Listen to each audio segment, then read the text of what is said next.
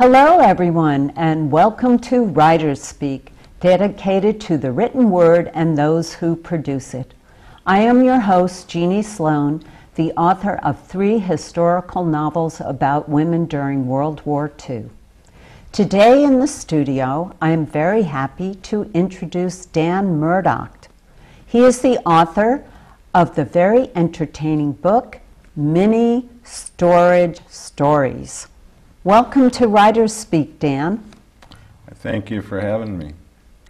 It's my pleasure to be interviewing you. I thoroughly enjoyed your book. All right, thank you. It's funny and sad and entertaining.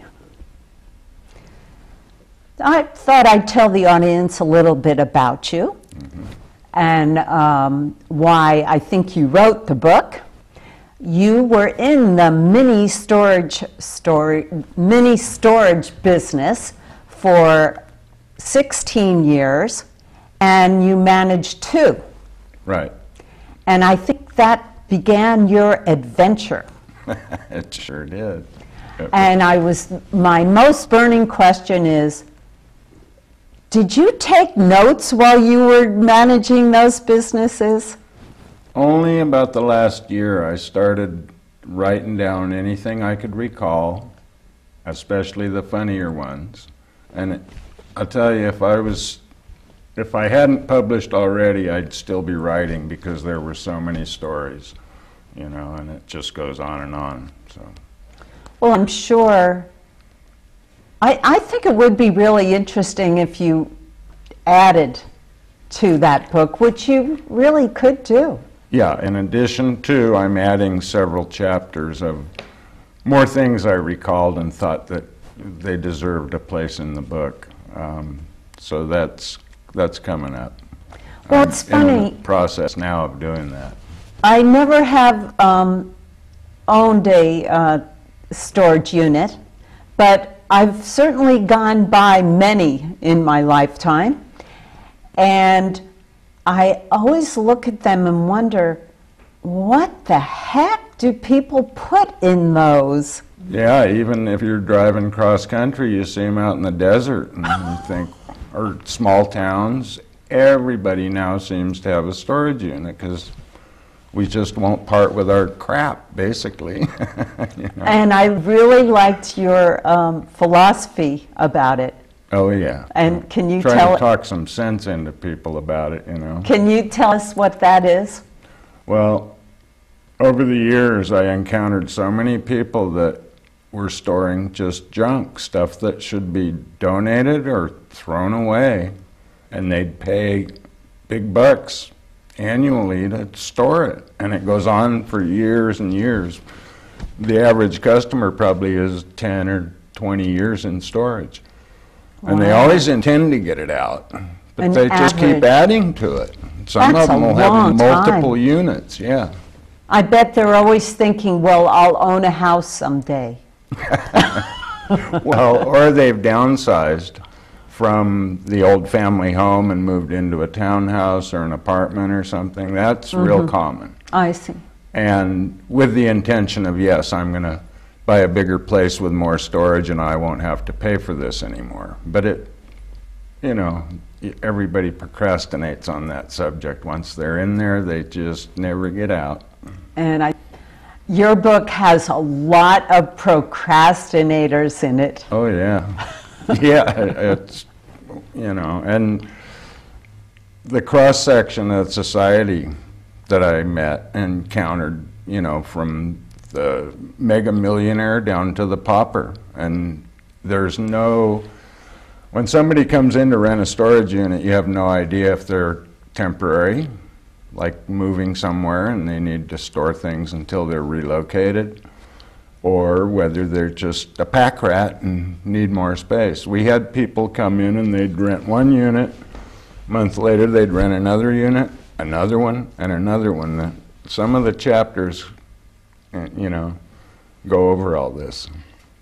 Well, speaking of chapters, I would love for you to read one of the most mysterious as well as funny stories in your book. All right. I think Rodney and the Redwood tree is probably... That's the one that I really right. liked. Okay. Yeah. Would you like me to read it now? Yeah, that would be wonderful. It gives the audience a taste of what your book is like. Okay. This is chapter 15, Rodney and the Redwood Tree. And this story is about one of our most colorful customers. Rodney is about 35. He has a thin build and he looks rather studious. He looks as if he's perhaps a lifelong student, but kind of punk. One day I came into the office and Linda, the office manager, was laughing her head off about Rodney's new haircut. She said he'd just been there and he had shaved one side of his head. The other side was in a tight, bright orange and red perm. He had asked her if she liked it, and she wasn't sure if he was serious, and she began uncontrollably laughing. She said he paid his rent and left in a huff. Later that day I saw him on the grounds and I understood completely. He was Mr. Clean on one side and Bozo the Clown on the other. One dark, stormy afternoon about 10 years ago, Rodney came into the office and he seemed calm and simply asked if we knew he had a redwood tree in his storage unit. I replied that, well, it'd need light to live and probably wouldn't do well for very long. He said, no, I mean there's a redwood tree in my unit right now and I didn't put it there. I drove across town to his storage unit and met him there. He opened the door and said, see, it's a whole tree and I don't know how it got in here. He was right. There was the top of an 80-foot redwood upside down and right smack dab in the middle of his 5x10 storage unit. It had toppled in the storm and crashed through the roof. There was a little water in the unit from the rain, but not a single thing in the unit had been damaged. The tree just stuck like an arrow straight down to the floor, and it stood a few feet above the roof line. I decided to call Caltrans because it was one of their trees along 101 that had fallen on our roof. Half of it was lying on the roof, the other half was almost perfectly vertical through the unit. It took me about 15 minutes to drive back over to the office, call Caltrans, and get the Polaroid camera and drive back. This is before cell phones and the like. Yep.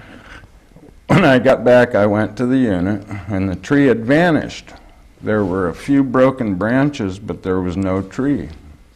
Then I went up on the roof. The larger half that had been lying there was also gone. I thought maybe I was dreaming, but Rodney was there and he was just as confused as me. Rodney had waited in his car for my return and he hadn't seen or heard anything. I returned to the office and called Caltrans. They said there was a crew in the area cleaning down trees and they must have gotten there while I was en route. Next I called our roofer who came out and met me at about 6. By 7 p.m. we had the new section of the roof in place and we finished up and went home. It was a long time before Rodney's hair grew back, and once it did, he kept it cut short, and I never saw it dyed again. As for his storage unit, he kept it for years. He eventually even rented a larger one, a 10x20. He moved north and pays his rent every month, but we haven't seen him in quite a while. Pretty weird to have that tree it just vanished, you know. And the building backs up to 101, and there's a chain link fence between the highway and the building. And there's a row of redwoods along there. And so one of them had come right through the roof just like an arrow. And they cleared it before I even got back, so pretty amazing. Yeah. It was a real mystery, you know. You could have had a lot of fun telling him, oh, you're lying. Well, I know you had to wear many hats as a manager of storage units. Tell us what some of those hats were. Well, I was the gardener, the janitor, the patrolman, the handyman, and in charge of security. You live on site typically at storage units. The manager lives on the site. So if you want a day off, you have to actually leave the premises because people come right to your door if you're not in the office. I didn't realize that you actually had to live there. They were that secure about... oh, yeah. Yeah, both of our sites had a house. Oh. And the manager lives on site, so, yeah. I had no idea. Yeah, now, modernization has changed that. Everything's like, they have 32 camera screens now. Back then, is that all? We had a 4-camera screen for security where we could see down the aisleways and stuff, but we didn't have a camera in every building. You know? Wow. So we had burglaries, we had all sorts of things to contend with. And every day was a different day. I never got bored with the job. I kind of burned out physically because of all the labor. So yeah. I think a lot of us are curious about the auctioning part of the job. Right. And how did you learn how to even auction off a unit? Well, at the time when I was hired, I was actually renting a building next door for my own business, which was Ryder Truck, Cruise America motorhome rentals, and car rentals. So I was renting a big building that was adjacent to the mini storage from the mini storage owners. And one day, my landlord walked in and said, "How would you like to manage the mini storage next door?" And I thought, "Can I do that?" He says, "Sure, I'll show you how. My manager's retiring, and you're my first." I didn't even apply for the job. He came and got me. Oh, so, that's fun. It was. And so he showed me the first auction. We cut about 2 or 3 locks on units and opened them up to see if there was even anything in there. And he explained to me after 90 days, if they haven't paid their rent and responded to our lien notices, then it's up to us to auction the units off. And that opened a whole new world to me. I had no idea that this went on continually, and we had a regular about a dozen buyers that would show up at each auction. The same people? The same people. They make a living doing it. And then occasionally now the customer who's late, by human nature, they don't want to call because they don't want to deal with it 90% of the time. They always call the day after the auction to find out if you sold their stuff. But they will rarely call you before. And it's amazing. It's just like, come on, pay your bill. Why would they call the next day? To see if they've lost everything that they had in storage. And it's really a sad situation. I hated that part of the job. Besides the excitement, a lot of times it was pretty sad to see somebody's entire holdings being sold for $10, you know. Because unless it's a really well-stocked unit and they can see that there's a lot of value, then they go up to $1,000, $1,500 for a unit. But most of them, 9 out of 10, sell for $5 to $10. And that's all. There's so much labor with old furniture, particle board furniture that falls apart. That and exercise equipment. When I first started, it was water beds. Everybody had a waterbed frame in their storage unit. Then it became the treadmills and the stationary cycles and stuff that people buy them, never use them, they stick them in their storage unit. And a lot of the people that actually make sense out of renting storage, they'd have for every holiday they have yard decorations. So their storage unit is full of all those, you know, the Santa and the reindeer for the roof and all the lawn ornaments and stuff. Some of them, that's their whole thing with storage is the stuff they decorate their home with. And then a lot of them are businesses that actually need storage and it makes sense to rent. But by far there are so many people just like myself, I had things in storage, and it took me almost 2 years to clear the stuff out because I had a hard time parting with it. And it was crap that I'd stockpiled while I was the manager there. I know you wrote in your book, Americans have too much stuff. Yeah, and it's funny, Europe and Australia are experiencing the same growth in this industry. It's just crazy. The accumulating too much stuff. It's the boomer generation, I guess. We all have just too much stuff. Now, my girlfriend's a perfect example of just the opposite. She doesn't have a problem parting with anything. And in fact, it releases endorphins when you do, so it's kind of fun to get rid of stuff. But some people just can't do without having all their things around, you know. But to put it in storage and pay for it is just, seems like a modern disease. So did you have to figure out how much it was, what was your job as auctioneer? Did you have to figure out how much it was probably worth or how high to go? Or? Well, if I went by what the customer owed, I'd never even get the bidding started. Usually by the time, it takes 90 days to send them 2 lien notices by certified mail, and then you have to publish it in the newspaper 2 weeks apart and at least a week before the auction. State law requires that you do it, and it makes sense that everybody's notified.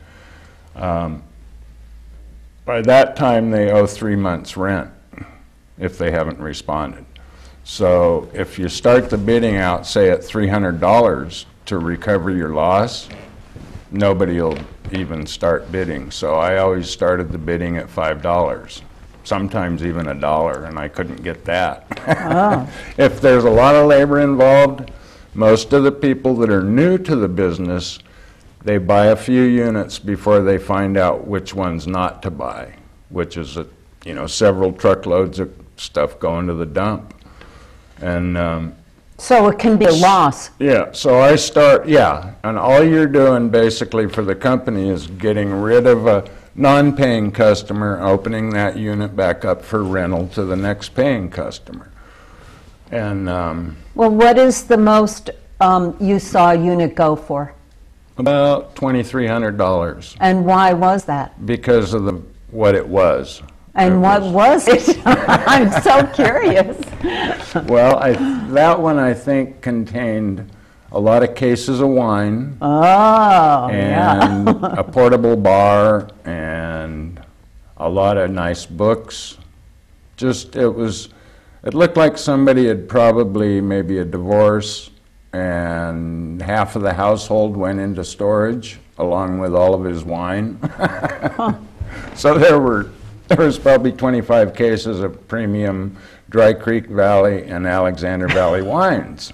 And nobody knew really if it had been mistreated, if it had gotten hot, but they took the chance. And there was about a half dozen people bidding on that unit. So, and it went up to $2,300. Oh. Another one of the chapters in here is about these guys bought 2 trailer loads of hydroponic equipment from a bust out in the Central Valley. And they thought they were going to make a huge profit selling these lights back on the underground market for growing marijuana. And they paid $6,000 for the 2 trailers. Then they paid $500 a month to store the trailers and a large storage unit. They ended up in arrears after 3 months. We had to sell their stuff, and it all went to an auction house in Sebastopol, and he actually used the trailers for storage, but he sold all the lights in one big lot. So, yeah, it's sad, but it happens like, all the time. Not only do you have the stories with the people, but just looking inside a storage unit tells the story of a person sometimes. Oh, yeah. A lot of times it goes back to their childhood, toys from their, when they were kids, and they just don't part with it, especially people who are fairly well grounded. Like Healdsburg's a small town, so a lot of our customers were people who had grown up there, and you see somebody who has the their first bicycle and it's in their storage unit, you know, stuff like that. So. Well, and my reaction, you know, when I read the book and then I looked again at the cover, I love the picture because what the picture is saying to me is that's nothing. That looks like junk. Yeah, and that's a 10 by 20. Costs, back then it was like $120 a month. I couldn't see anything in the photograph that looked, you know, of any value to want to pay monthly on it. Yeah. Yeah, and the pictures in the back here, one of them's of a hallway.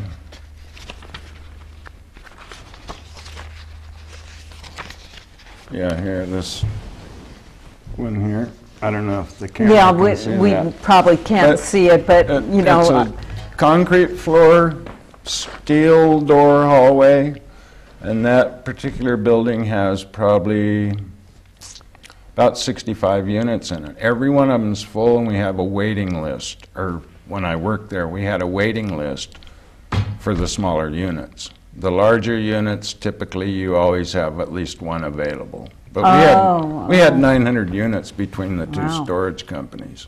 And at times we actually had a waiting list for any size, you know, so. It's that important, huh? Seems to be. Do you have the writing bug now? Are you thinking about another book? I know you just said you were thinking about adding to this book, which I think is an excellent idea. Yeah, I'm going to release it on Kindle shortly, but I have a dozen books in my head. This is my first endeavor, and I haven't received any negative criticism. There's got to be something wrong with my writing style or something, but I haven't heard it from anybody yet. So I enjoyed it. All right. I think it's because it's very original. The stories and kind of it's tell themselves. nonfiction. It's not a fiction book. I changed I the mean, names. you think that it's fiction. It's not. And it's not fiction. Yeah. That's what's interesting about it. What's funny is I started writing before I even heard of this show on television called Storage Wars. And that is pretty much fabricated. I mean, they go by script. They're not at what's actually happening. And you Those can, characters I have they've watched developed. that. Okay. And but it is, and I know it is script. Yeah. But it is But entertaining. It's pretty much true to life. We had the same characters as buyers. They were all rivals of each other. And if somebody would bid at, say, they'd go to $350. And then after that they'd stop bidding and Joe Schmo would get it for $375. And then as they walk away, he says, I just bid it up like that, so he'd have to pay more for it. And then they all bragged to each other about what they got out of their units, you know, about, oh, I'm going to make a killing on this one, and blah, blah, blah, you know. But the truth of the matter is, you saw not only did they have to pay for the unit, but then they ended up having to pay to haul it to the dump. To the dump. And, you know, typically there'd be the first things that go into a large storage unit are the treasures. The rest of it, piled on top of it, is all junk. One time we had a Jeep chassis that was up on cinder blocks and a pile of black garbage bags full of dirty clothes. I don't even think they'd even been laundered. They were just thrown in there. And so it looked like, well, they must have cleaned their garage out or something. Nobody had even bid $1 on the unit. The Jeep chassis ended up going to a salvage yard for scrap metal, and that was a royal pain to get rid of. And then underneath the piles of garbage bags full of clothes was a cedar chest, and it was full of jewelry and even an original Mickey Mouse watch. But everything else in there was so much labor involved that's why nobody had bid $1 on it. But almost every time there is one little box with some kind of a treasure in it, you know, so. So that box paid for the loss, possibly. Well, since we couldn't sell it at auction and nobody contacted us for it, we ended up selling the items on Craigslist and on eBay. Oh, so that's another hat you wore. Sure. In fact, I started an eBay business while I was ending up. When I decided to retire, I thought, well, what am I going to do? And I've always been a collector of antiques and especially coins and tokens. That you don't see so much. Most of that is at home in somebody's safe. They're reluctant to put it into storage, although we did find our share of nice treasures like that too. But yeah, I decided at retirement time I needed something to supplement my income, so I started selling on eBay, and it's kind of fun. Oh. Yeah. Huh. That's funny how one thing led to another. Yeah, well, I haven't turned it into a full-time business, which you could easily do that, but then you're at work again, you know, so it's just a hobby with me. Yeah. Yeah. So you do another business that you were thinking of writing about, I believe, coins. Right. I used to travel with a company. After retirement, I went into semi-retirement because I got a job with a company buying coins and jewelry and bullion at these hotel sales where we set up in a hotel and the public came in and brought all their treasures and we bought them. And it so funny. Just and it seems like every time somebody's grandparents die, they leave a pile of rolled quarters and rolled half dollars from 1964 or earlier, because that's when our silver went out of our coinage. And people find Grandpa had 100 rolls of quarters here. Oh. And they bring them in and sell them. And the price of silver today, it's remarkable what, you know, what that goes for. So yeah, that's a whole different, it's the same kind of business in a way as the auction business, because you're buying and selling treasures, you know, things that people, a lot of sentimental value that you can't pay for. So you have to draw the line there and actually pay the value of the item. But that book's probably going to be called something like Gold and Snake Oil, because it's just like the old medicine shows. Oh, well, that's a good title. Yeah. Well, I'd really like to thank you for writing this very original and entertaining book, good for going to the beach or an airplane flight. There you go. It's a short Because read. it's a mini book. Yeah, you can read it pretty quickly. And each chapter is only a page or two long, so it goes pretty quickly. But I think it was meant to entertain. Well, thank you for writing this book, Dan. Thank you for having me today. It was great. And Dan Murdock's book is available on Amazon, Mini Storage Stories. It's also can be locally bought at Gaia's Garden in Santa Rosa. I would like to thank our sponsors, the C Media Lab of Santa Rosa and the Sonoma County Gazette. Please join us next time for a further episode of WriterSpeak.